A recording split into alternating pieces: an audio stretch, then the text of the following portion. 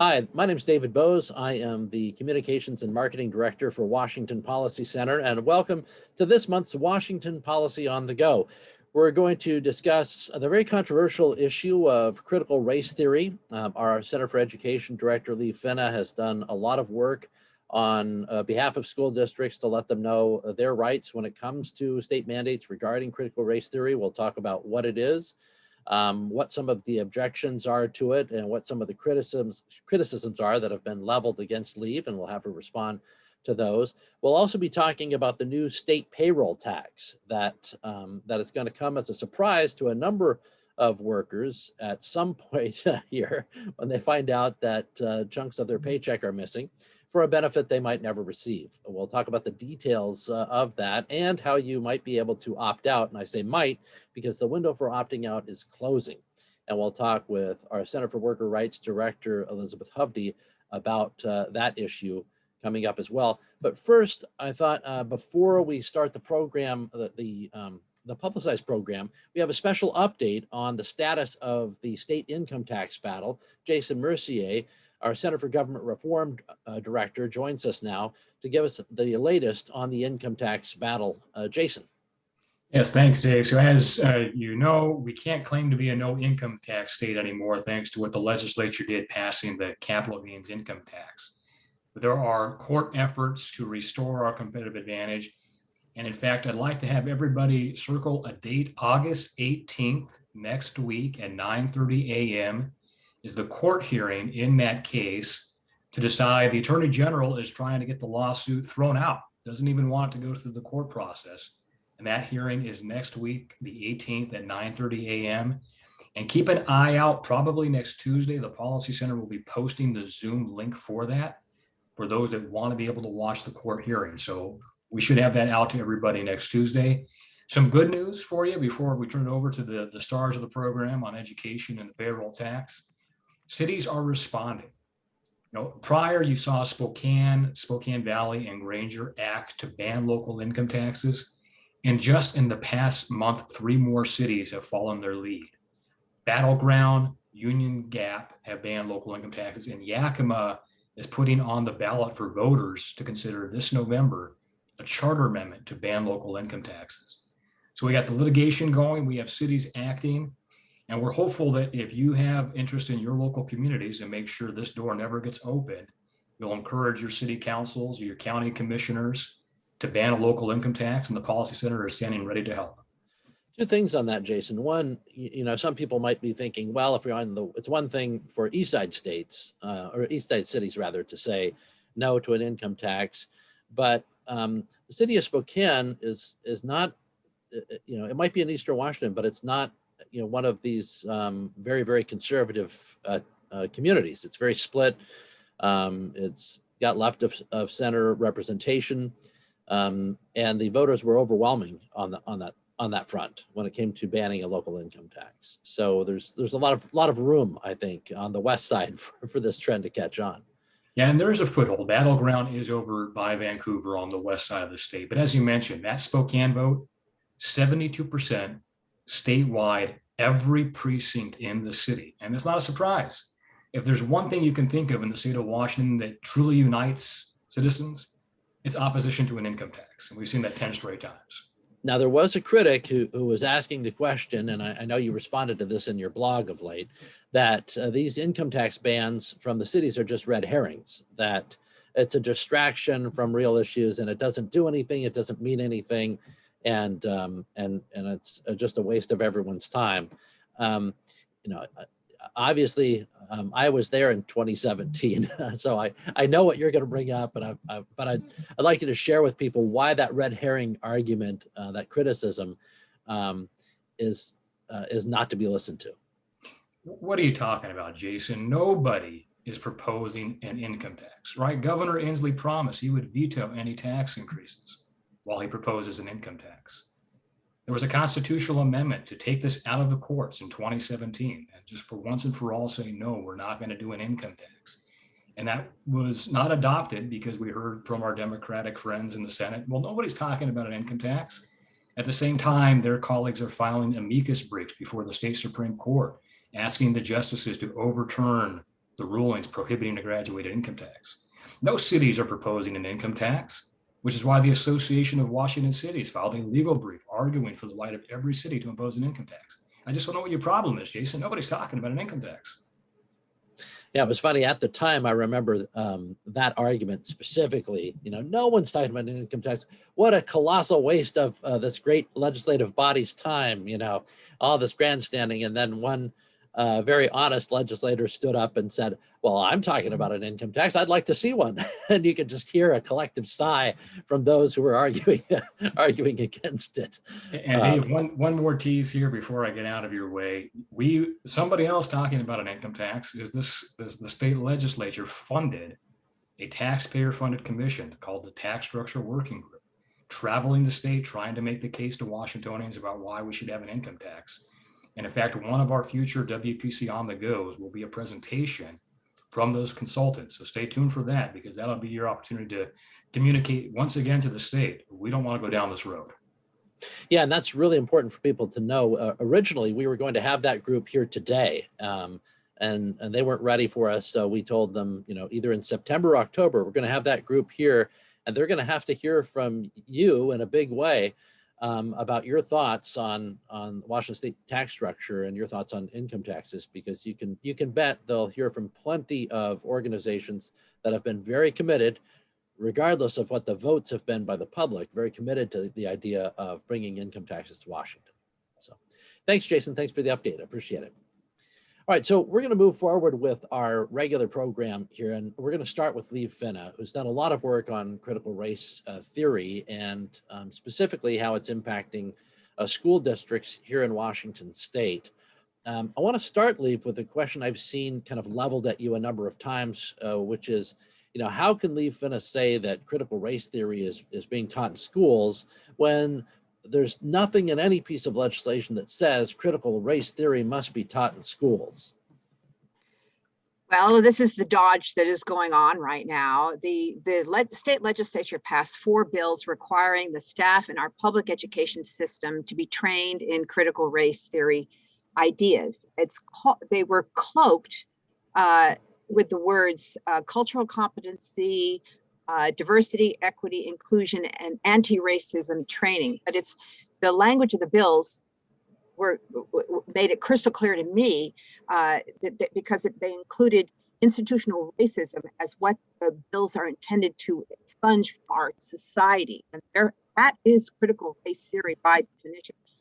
So so there are a lot of word games going on here.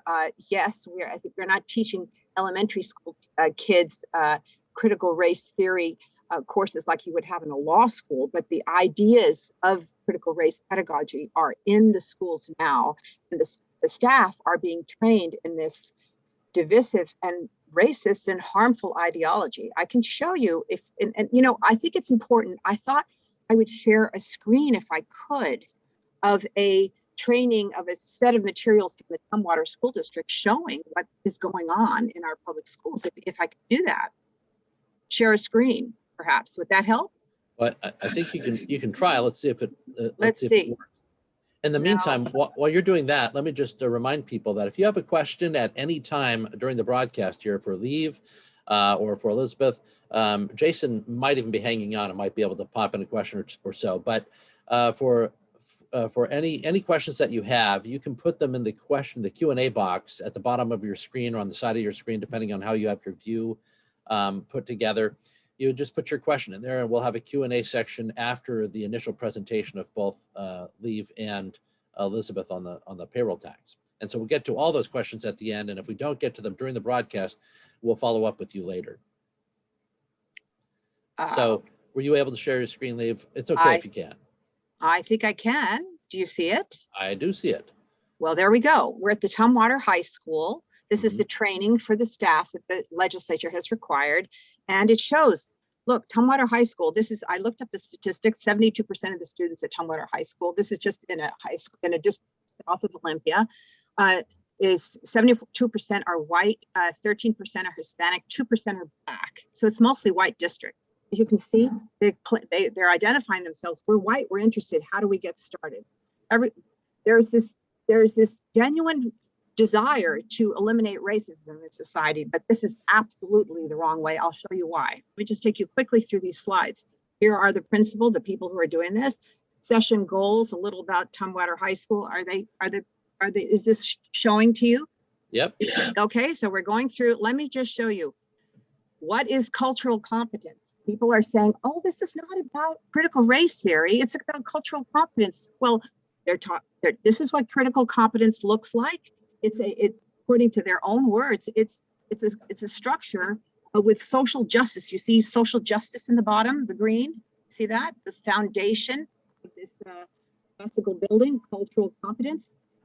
And it starts with awareness, knowledge, skills, and action advocacy. That is what critical race theory is leading to. And then they talk about hearing from our students. You'll see race, ethnicity, and pizza, young, gifted, and Black. How are you creating a safe community where kids can share their experiences? Now we have pictures of the kids going through staff meetings, staff lens. Now they start talking, led to discussions of white privilege, sharing our personal stories, equity team. Now here we have a picture. This is what I want to show everyone. The privilege pie. If you are white, heterosexual, cisgender male, if you're between 18 and 64, born in US Christian, upper middle class, you are privileged. Everyone else is not, okay? And here we have this story about whistling Vivaldi. People that are privileged are educated and they whistle Vivaldi. They're being, the internal contradictions are overwhelming. They're supposed to not be teaching stereotypes, yet they're teaching stereotypes about white and minority children. And this is what I wanted to show you. Look at this. Pyramid of white supremacy. This is at the Tumwater High School. It's being shown to staff as a definition of what our society is. At the pyramid, there's genocide, violence, calls for violence, discrimination, veiled racism, minimization, indifference.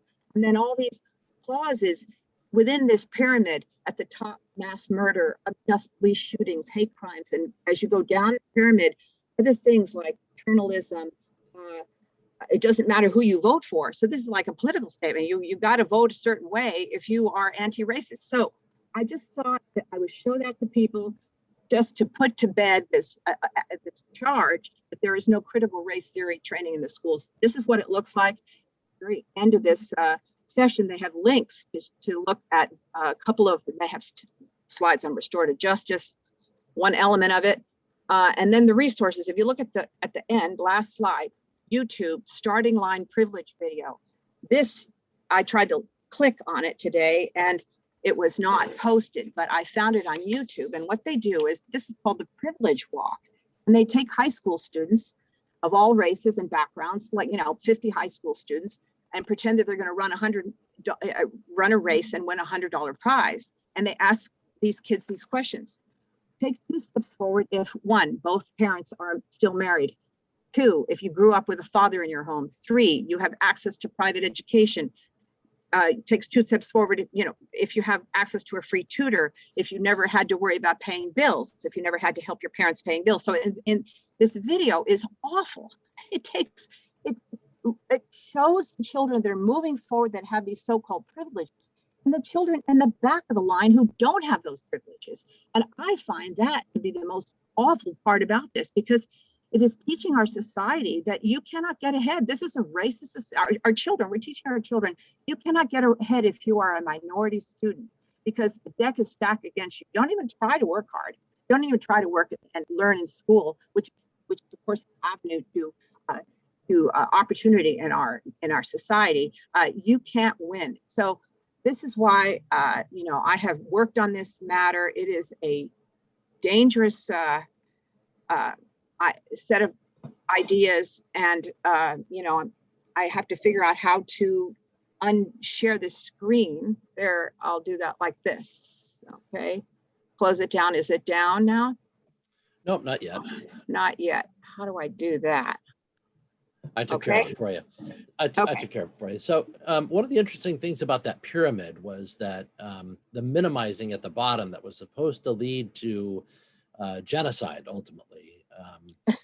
That's the same message of judging, by the content of one's character. That the Dr. King I Have a Dream speech would seem to fall into that minimizing category, because It's basically Yes. saying, hey, I have a dream, that everyone will be treated equally. That would be under the masking or minimizing Yes, category. exactly.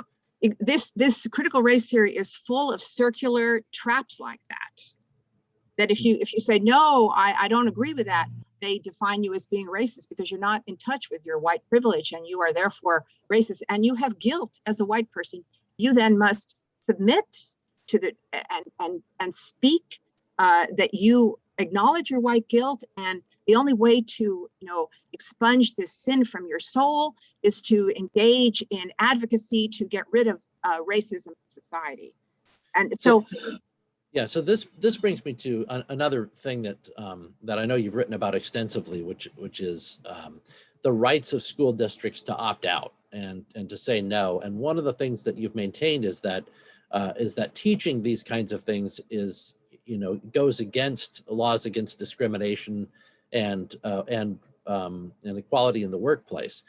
Describe how that fits in to the critical race theory stuff that you're looking at, and why you believe that it's conflicting with Washington State's anti-discrimination laws and other workplace laws. Well, there's no question that these trainings violate our laws against discriminating on the basis of race.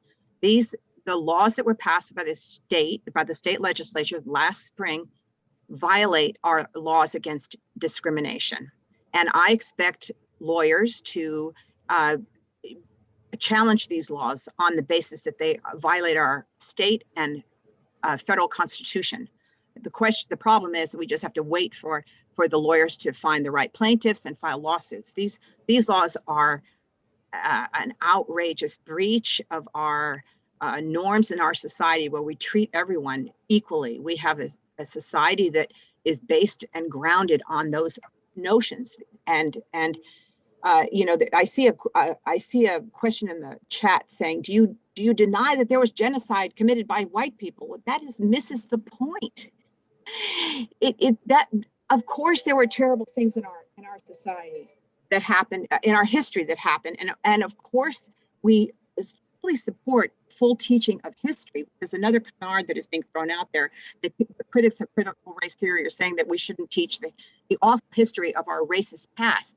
No, we fully support a full teaching of our racist past, but also let's teach about all the great things that happened in our country to eliminate racism, like the 600,000 people who died, in the Civil War, and the Christian and Jewish and white and Black people that got together in the 60s to pass the Civil Rights Act. So let's tell the full story. Let's not on one race and say they're the most awful, race known to man because there are instances of genocide. Well, there are instances of genocide in every race. You cannot say white people are solely responsible for genocide. That is a falsehood. And it's a horrible development that's happened because it is so pernicious, and it's done on, it's done with this sort of cloaking of cultural competency, tolerance. We're going to teach everyone to love one another. Well, when you tell children that their identities are based on race and that they have privileges that others don't have, you are setting up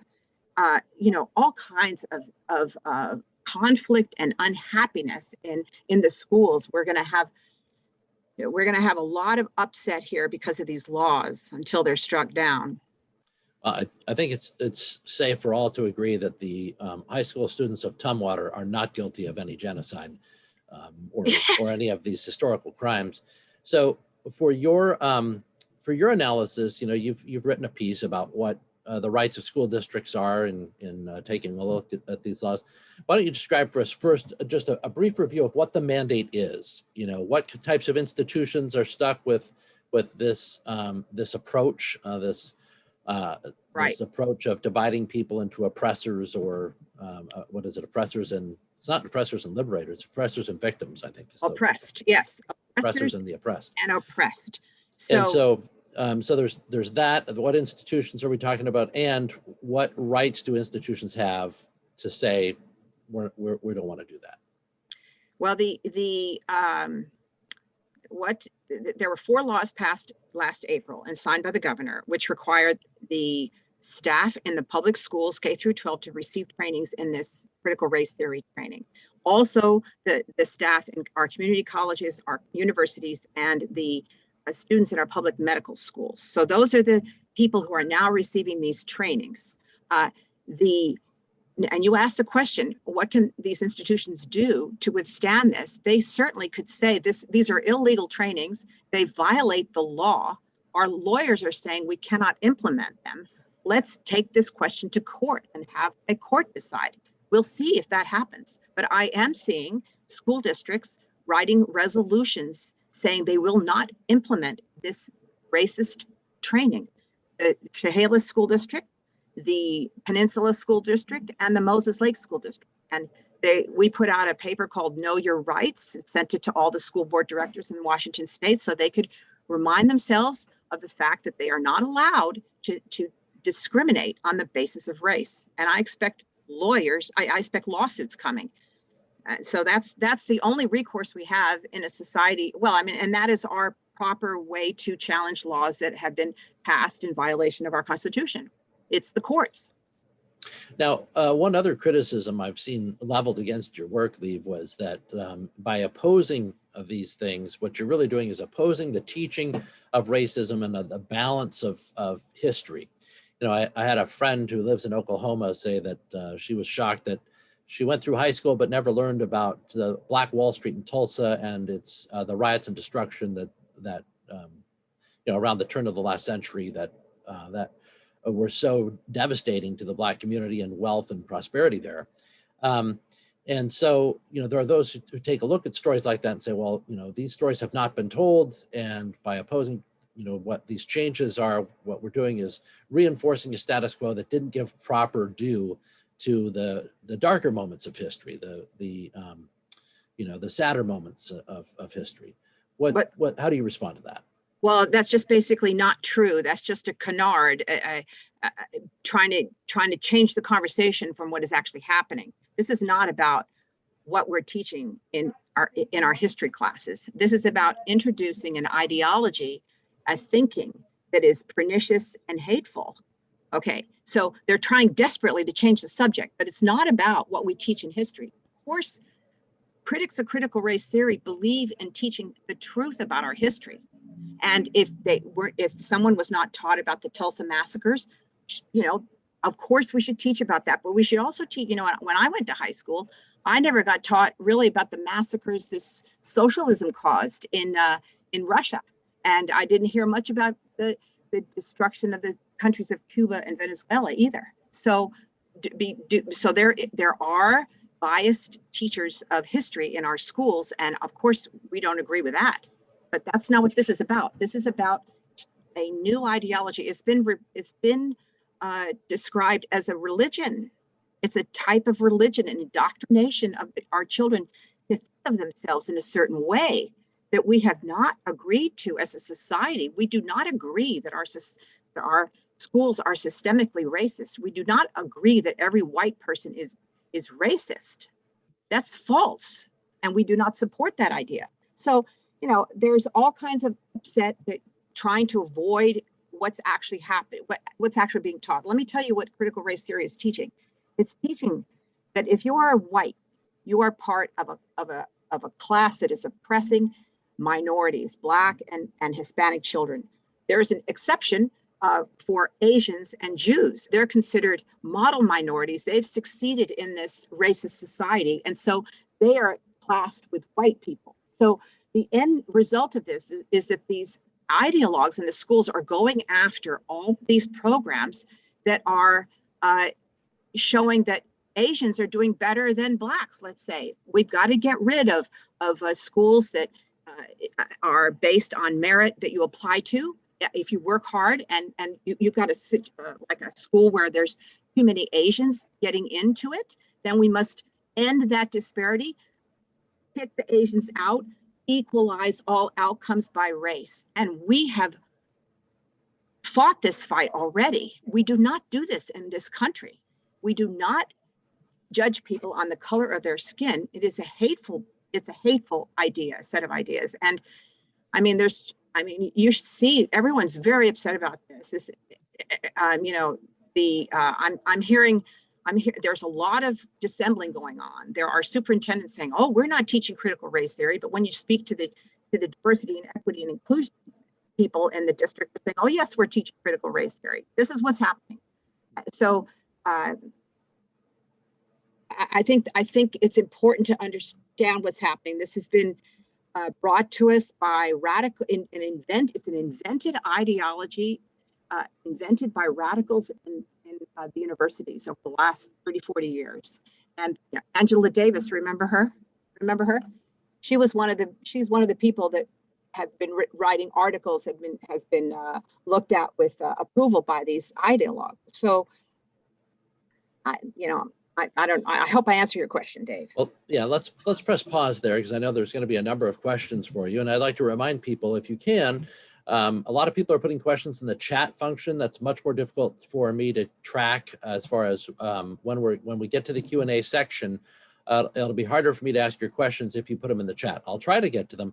But if you do the Q&A box, the Q&A tool there, and put your question in there, then I can actually keep track of which questions have been asked, which are missing, and it gives it one place. So there's a little Q&A box at the bottom of your screen or on the side of your screen. It's one of the Zoom tools that you have. Try to put your questions in there. You can still go back to the chat, paste it in there, and that'll work too. So I'll try and get to your questions here after the following presentation. We're going to say goodbye to Liv for a few minutes while we speak with Elizabeth Hovde. She is the Center Director for our Center for Worker Rights, as well as our Center for Healthcare. She joins us now to talk about a new payroll tax hitting Washington State, ostensibly to provide each of us with peace of mind and quality care for when we're older. It's a long-term care tax that will be coming out of your paycheck. Elizabeth, why does it not give you peace of mind and give you a feeling of assurance that you'll be cared for when you're old, thanks to this new payroll tax? Well, the biggest reason is because the lifetime benefit you get if you pay in for the number of years required to this long-term care program is $36,500. And that lifetime benefit has been shown by industry players. Genworth has done a study, public agencies have done studies. It doesn't come close to touching the cost of long-term care. Anyone in long-term care or who has parents in long-term care knows this is a very small amount. So while the state gets to say we're solving the problem and feel good about that, it's not solving the problem. It is creating false security, in my opinion. So what about those who might say, well, look, yeah, okay, it's not going to cover the full cost of maybe what a long-term care need is for the average person, but it's better than nothing. What's wrong with that argument? I think what's wrong with that argument is there are several ways to pay for long-term care that one could be exploring. And I think the state's role should have been a bully pulpit role to talk about long-term care. A lot of us are going to need it. And giving us those options, some of us pay for long-term care with our assets. Some of us use our family members as a resource to take care of us or to help finance. There are a lot of ways to do this, but even low-income people, if they're not paying in $36,500 over the years, I don't think they're being helped with taking away their options today and lowering their income today to cost shift, which is what the state is doing.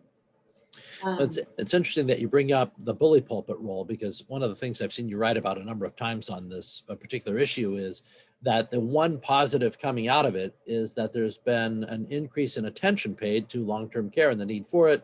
It's kind of a strange thing because there is that great need, and yet you don't see a lot of marketing for long-term care. And as a free market organization, you think, well, there should be a larger market out there. But I suppose that comes from our human habit of trying to pretend that if you're young, you'll never get old and you'll never die. And then by the time you're old, it's too late to buy the insurance for obvious reasons. Exactly. 7 of 10 of us are going to need long-term care. And that is a number that the state should be saying, state lawmakers should be saying at any opportunity to talk about various healthcare issues. That's a big number. If 7 of 10 of us use long-term care at some point in our lives, because of our longer life expectancy, various issues, our health, we need to be talking about it. So we don't deny the need at all. We really are worried about taking away people's choices.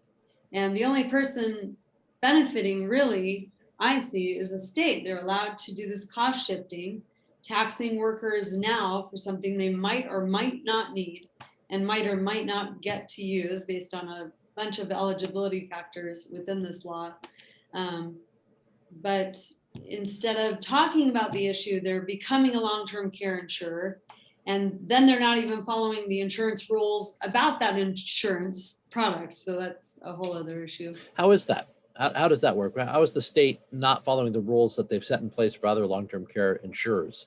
I don't know a polished way to talk about that, but I'm talking to the industry people who are saying that many of the ways the state is marketing this insurance plan runs afoul of the insurance commissioner's own rules for long-term insurance coverage and the amount of the coverage. And, you know, one thing that has always been amusing me is the state calling your payroll tax deduction a premium.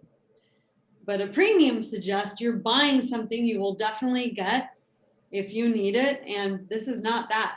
So that's one of the main ways in which this is being misrepresented. Let's go through some of the ways that people might not get the benefit that they're paying for. Why don't you just walk us through the ways where one might pay into this program, but never get, pay that quote unquote premium, AKA tax in this case, and not actually get the benefit promised. Yes, there are several people who work out of state right now, Idaho, Oregon, and they will pay in. This will be a payroll tax that they are charged, but they won't get to use it because the long-term care benefit is not usable in other states. It's not portable. So if you move out of the state at the end of your working years for retirement, go to Arizona to get some sun or something like that, you've lost the ability to use the benefit you've been paying in for. Another one is the people who work out of state now, they're going to pay, they're not going to get out if they stay located where they are. And one of the other groups is soon to be retirees. The vestment required to benefit from this program in the way that is promised requires that you pay in for 10 years over your lifetime without a break of 5 or more years. So that's also affecting some people who go in and out of the workforce. And the other temporary investment is doing 3 of 6 years of the payroll tax, but you need to be taking long-term care then right after you retire, right? So you can get that 3 to 6 temporary investment. So there's a lot of ways in which retirees will not be able to benefit from this. And it's hard because they're the ones really looking at this need sooner, many of them. And many of them are in their highest working years. This doesn't have a cap on income. So a person making, $100,000 a year will pay $580, and it will go up. Every $100 is taxed at 58 cents per $100. Did I say that? Every $100 is 58 cents. And those little amounts, if there's one thing I've learned the older I get, it's that life is lived in the minutes and lost in the minutes. Right. And so is your money. Yeah. It's gains by small amounts and it's lost by small amounts. Every time my kids say it's just $4 for this video game accessory or something, I'm like, but that adds up every day because you asked me for $4 every day. That's right. Kids are really great at helping we adults learn life skills. Unfortunately, it's too late for us to apply them, and then we pass that on to the next generation. So tell us why the window of opting out. There's an opt-out a clause here that people are supposed to be able to opt out of this tax, but you've been warning that opt-out is closing. So tell us about that. There's a few reasons why that option, the only option you have left regarding long-term care and this payroll tax, there's a few reasons why it's shutting down. The reason in the law is that this past legislative session, the law that was passed in 2019, creating this program and requiring the tax was tweaked to say that you could only opt out if you did so by purchasing long-term care plan or showing that you had one, and then filing for an exemption. The date set for that was November 1st. And in the original law, you kind of had about a year to do that. And people started getting nervous who were for this law and came to the lawmakers last session and said, you need to shut down this opt-out ability. You know, we wanted that for people who had long-term care, but now people are starting to buy it so they can get out of the payroll tax. And I think they wanted to shut it down because they need as many people paying into this program as possible to help it appear to be solvent, which right now it isn't. So but why are the insurance companies kind of disappearing? I mean, more, as you've pointed out, some of the insurance companies that once offered long-term care are kind of sliding away from Washington State. What's the reasoning behind that? That's the other reason the window is closing. So even if you do this in time to satisfy the law, or which is pretty much now or never, even if you go through the process of trying to obtain long-term care insurance, the industry has become concerned that people are only seeking it to avoid the law, avoid the payroll tax, and then they will drop it in 2 months, because in the law, it says only a one-time attestation is required to opt out. And that's controversial as well. You have many industry people and lawmakers and citizens saying that you need to make that attestation requirement an annual thing. So to prove that you have this care ongoing, not just one time and then I dumped the insurance. So right now, fearing those plans and not being able to recoup their cost of servicing people who want to buy these things has them shutting down their range of offerings. One of those things is not offering to people below 40, because they don't think they're people who will continue to pay into their long-term insurance that they've bought. And things like stronger underwriting requirements, stricter looks at that. We've had several friends turned down for long-term care insurance. So how do you end up providing the attestation to the state? You know, is there, the state have a website, or is a form, or does the insurance company do it for you? How is that structured? well, the Employment Security Department is in charge of creating the rules surrounding this law and the opt-out that is coming. So November 1st is the date you had to have had a long-term care insurance program by, and between October 1st and December 31st of 2022, 2022, in that year plus month time, you need to apply to the state for an opt-out. They can give you the exemption, or they can deny it based on something that they find is deniable. And then you are granted a letter that you take to each employer you have now and in the future and show them that you have opted out of this payroll tax. ESD rules are still ongoing, so we haven't seen the form that people will need to fill out to apply for this opt-out. So I don't know what they're going to ask for. I don't know if they're going to ask for a declaration from the long-term care insurance policy people. I don't know if they're going, we really don't know what it looks like. And a one-time attestation is our only hint to what it will be. Huh. Well, it's kind of fascinating. I myself, I keep trying to find time to opt out. Haven't made it yet.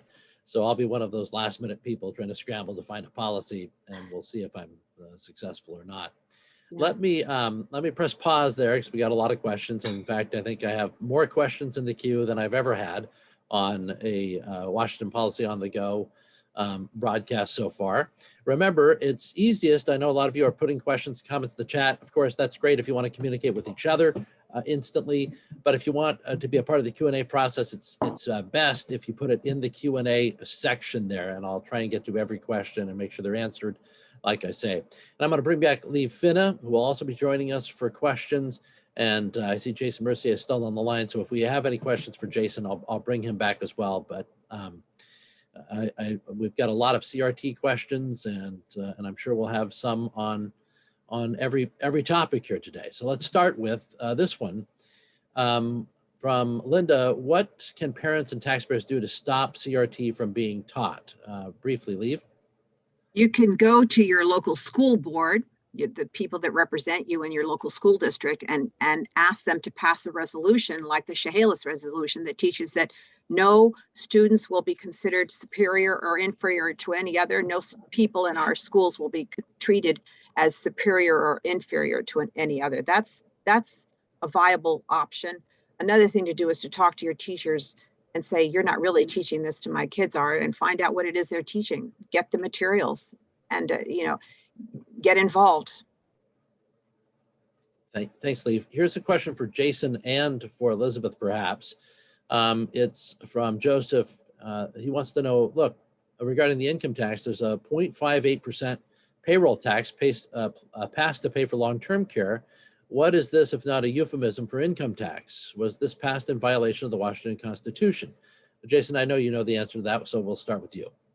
Let me start with the short answer. An income tax is not unconstitutional in Washington, a graduated income tax. So you can have a flat 1% income tax. The legislature, the people have the ability to impose that.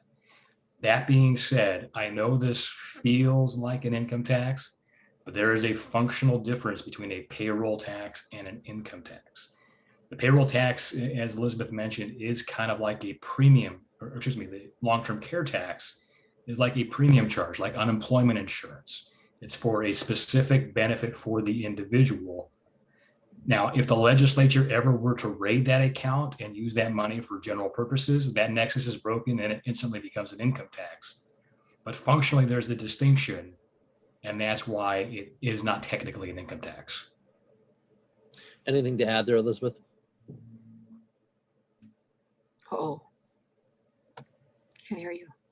No, Jason has it right. And so it feels like an income tax, but it works in the way that workers' comp unemployment does. Okay. I'm going to blend this one in for you, Liv. This is a question regarding critical race theory. These staff trainings are for recognizing children's race and their own lived experiences. Teachers overwhelmingly are Caucasian and will need to be educated in these issues. Segregation does occur in many cities in Washington with historic redlined areas. Brown and black kids know, and I'm combining two questions here, know that they are brown and black. Every single individual gets to be the fullness of their person. Stop erasing people.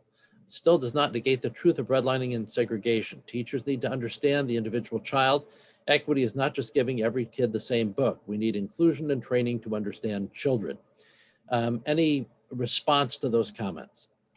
Well, I do recognize that redlining was a racist policy, that it had a racist effect, and that the result of that the way our school districts are organized are a reflection of those decisions made years ago. So our solution to that would be, so we say it's not fair that a child's education depends upon his zip code, and that the thing to do to improve the quality of education and options and opportunities for children of all races is to give them a $7,000 education savings account, so they can take that money and enroll in a private school that is not indoctrinating children in racist, hateful ideas like are in critical race theory. That's our solution for this. Another follow-up question on the same topic, Liv. This is, again, combined because a number of people are asking the same question. How do we find out what's being taught in our local school districts? And what can we do about it? Well, you can do a public records request, but they're required to give you the materials that they're using to teach the students. And what I would suggest is asking for all materials that are being used that relate to that are in the context of teaching cultural competency, diversity, equity, inclusion, and anti-racism. Ask for use those words, because if you say critical race theory, they'll deny that it's in the schools. Use the request all the materials used to teach children cultural competency, diversity, equity, inclusion, and anti-racism. And ask to see them, and then start telling your friends about them. And you will see what I'm telling you is true, that they are teaching children, they're dividing our society on the basis of race. It's a hateful idea, making some feel that they are privileged and that they have to pay a penalty, and others feel that they are victims. And of course, remember, the language is oppressor and oppressed. So they're trying to make children into activists. This is a revolutionary talk. This is the talk of revolution. Very dangerous in our public schools. This next question is for you, Elizabeth. Jacob writes, I'm young and having trouble finding which company to go and to opt out of the LTC tax.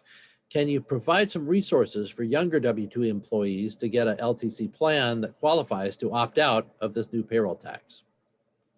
All right, there's two things there. The insurance commissioner does have a list of carriers of long-term care in Washington state.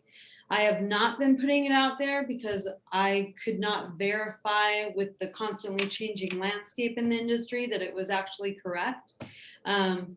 So if I were a young person, I would be calling a financial planner or an insurance of any kind that you know have your life insurance company, or looking into that venue.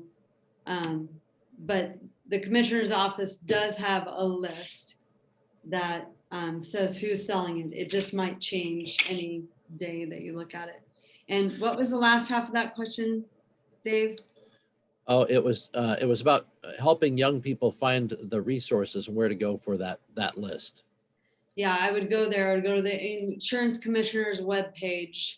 And if you have a financial planner in your life or a long-term care in selling life insurer or somebody in your life, that's a good place to go. The next question is also for you. Is it true that the long-term care tax will double from 0.58 to 0.96 in 2 years? I have not heard that said, so I cannot confirm or deny that. What I've been told is that the lawmakers can change the amount or the provisions, the benefit in the law if they, change the law, which they might. Hey, Next Dave, question. Go ahead. I can just briefly, that number hasn't been specified, but the current 0.58 tax is already, the program's upside down. And that was before the voters rejected the constitutional amendment last year to invest the interest. So that's where the speculation is this could be quickly a doubling tax in the coming years. Okay. The state actuary has given amounts of up to 15 billion underfunded in a certain amount of years. So they need to find some way to stop that bleed or change the amounts in one direction or another. Well, if they ask people to prove that they have a policy on a yearly basis, I hope they give people an option to opt out on a yearly basis. That would be nice too. It seems only fair. And I don't think that will happen.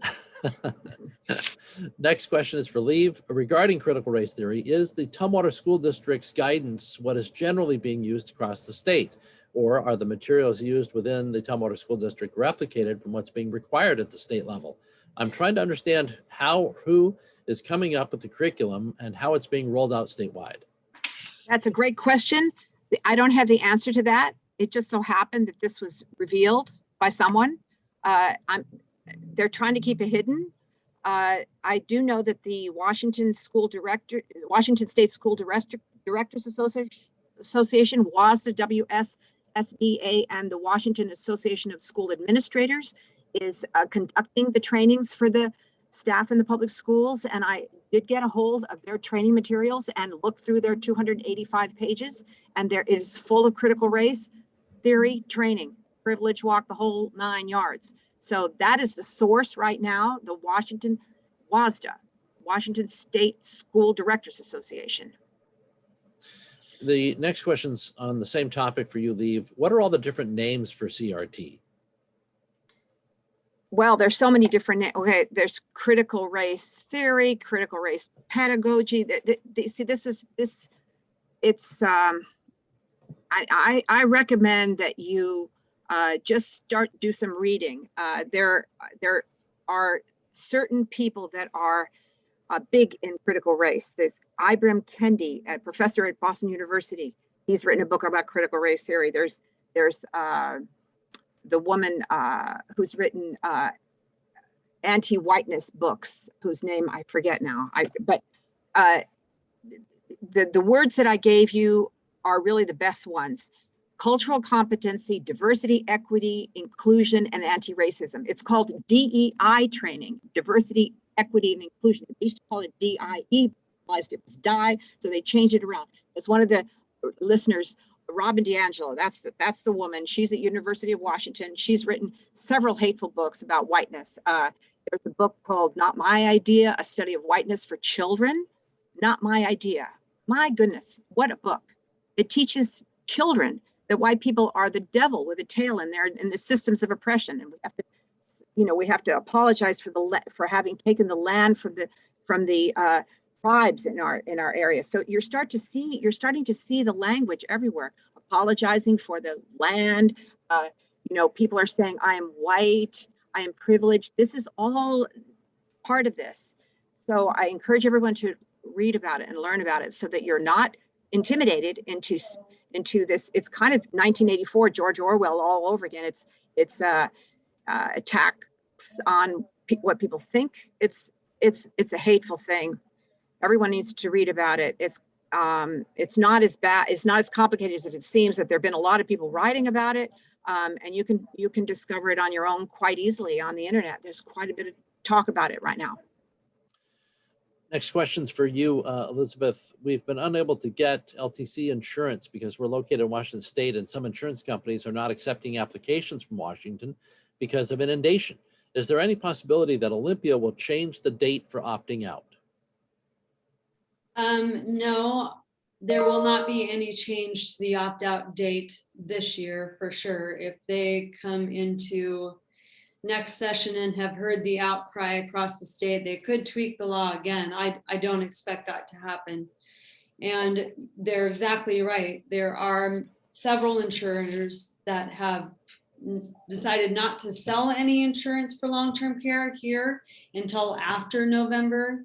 So after the ability to opt out, they're thinking about re-entering the market that's been distorted by the state. And I wanted to get back to the last question, Dave. I remember what the last part of that question is that I wasn't getting to. The definition of long-term care insurance that applies is pointed to in the law. There is a definition in a different RCW that you can look up. I've written about that in various blogs on our website. And if you visit the Office of the Insurance Commissioner, insurance.wad.gov, there is a portion there that says what qualifies as long-term care insurance. According to the Washington state law, it is an insurance policy, contract, or rider that provides coverage for at least 12 consecutive months to an insured person if they experience a debilitating, prolonged illness or disability. And then it has several definitions that it goes by there. And the comfort in that, so you don't have to be a person who's reading RCWs, because that's not super fun, is that the industry, if you look up a long-term care insurer or find one that's referred to you that you want to go with, I would say every long-term care insurer I've spoken to throughout the last 4 months has known what will qualify and what will not. Hey, Dave, Yeah. Very briefly, to give those that are having a hard time a little bit of peace of mind, that rider comment is very important because life insurance policies, which you still can get, can include a long-term care rider. And the benefit of the free market is a lot of insurance agents are free agents who work with multiple insurers. So that's an insurance agent would just be a good place to start. That's a great point, Jason. You know, there's other forms too that are still being sold that require, unfortunately for people and low-income workers, there aren't a lot of options because some of the options are buy-in plans. There's no longer many plans that offer a monthly premium that would compete with the states on their income. So it is looking for these hybrid plans, and contacting an insurance agent is absolutely the smartest thing you can do. Next question's for Liv from Allison. Why all this supposition that teaching about disparities will make the white children all feel as if they have a personal responsibility in those disparities? Wouldn't we want to be teaching our children to be in favor of implementing policies that would work against systemic racism? Why they're teaching our children to be activists fear-mongering? I don't understand the question, because it assumes that our society is deliberately, systemically racist. And I challenge you to show me a law or a school policy that implements racism. It's illegal. It's illegal. It's illegal to discriminate on the basis of race. Now, what these proponents of CRT are saying is that there are disparities in outcomes based on race. And and they say that that's the result of racism, which is false. It is wrong to say that society is causing these disparities in outcomes. There are many reasons why low-income minority children are not doing particularly well in school, okay? You can't blame the rest of society on that. There are personal responsibilities involved. Every individual has a responsibility for how they perform. So it is wrong to say that, and it is then wrong to say we're going to eliminate all programs. So in Seattle, for example, they've gotten rid of the gifted program for kids because there are not enough Black students in it. Now, how's that fair? That just hurts everyone. And there are Black students in that program that now can't benefit from that program. So there's all kinds of mistaken thinking going on here. Let's start with the premise of critical race theory is that our society is systemically racist. That is false. It is not true. It is illegal to be racist. So that's what's been spun out of the thinking of critical race theory is based on falsehoods. It's spun this tale, and the purpose of it is to gain power over everyone.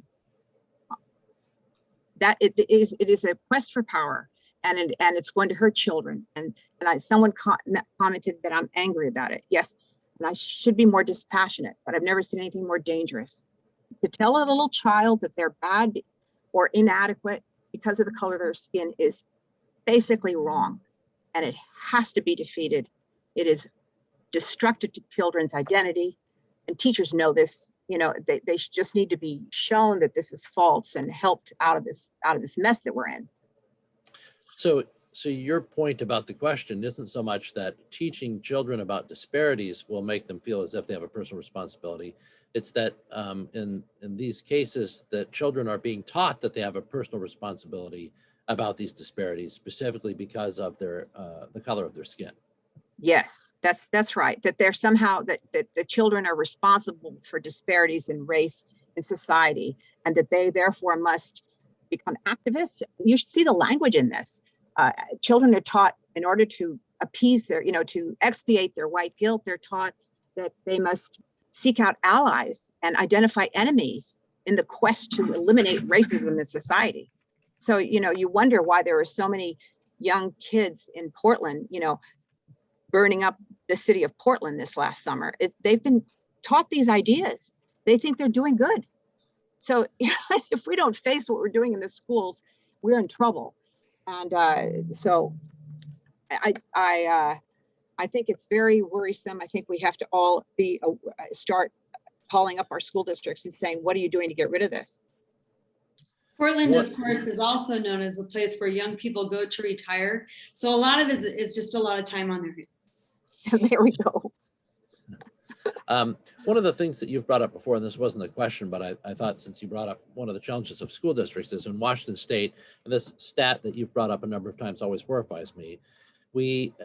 Our state was charged with grading its own schools and assessing them. We gave them grades of A, B, C, D, F, and we had over 40,000 students in Washington State assigned to schools that got an F from the state, from the very organizations and administrators and bureaucracies that, that are very hesitant to be critical of the current system.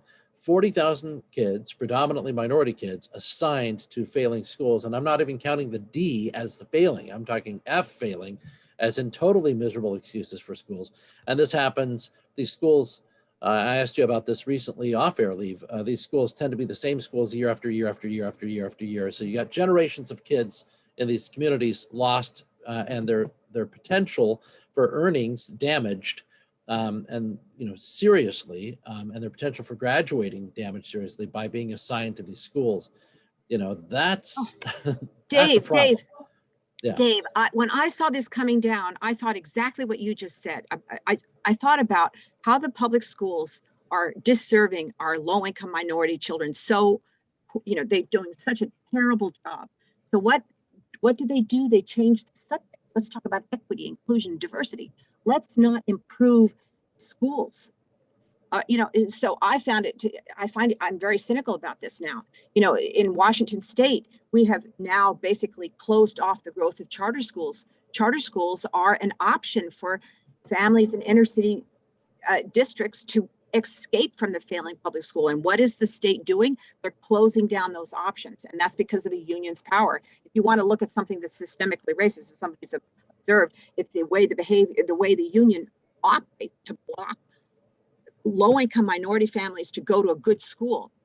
It seems to me that if we were serious about helping these families, we would give them all education savings accounts so they could go to a good, high-performing school. So instead, we're going to now do all these trainings. And in schools' defense, and as a longtime volunteer in schools, I gotta say, there's good and bad schools, but a lot of that comes back to personal responsibility and family responsibility. These teachers only have these kids for X number of hours of a day. Families have them for a lot of hours of the day. And I think one of the errors of the public education system is taking on too much, including what they're trying to do with critical race theory. In taking on so much, they take away responsibility from families. They start expecting less, and this is what you get. You're absolutely right.